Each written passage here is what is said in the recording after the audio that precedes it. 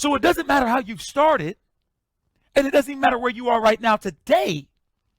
You can shift and transition from being dead to alive. And now when I'm alive, I'm attached to the Spirit of God, which now certifies me as a son of God.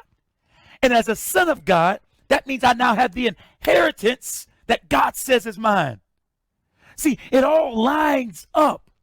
This son in the story forgot who he was as a son. Even when he came back, he didn't see himself as a son, but he saw himself as a servant. It was the father that needed to tell him that you are not a servant. You are a son. And it's our Father that's in heaven that is trying to tell us that you are not a servant. You are not less than.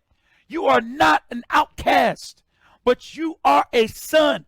You are a daughter in the kingdom of God.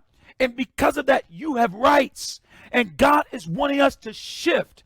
He wanted us to come back to him.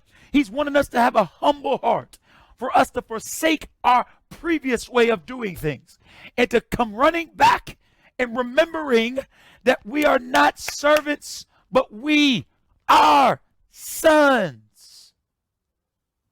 And as a son, I have an inheritance.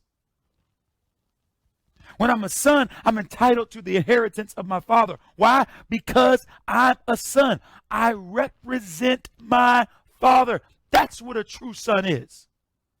A true son is not a son by name. A true son is one that represents his father. He represents his family. When I'm a son of God, I'm entitled to the inheritance of God that God has for me. Why? Because I'm representing my Father.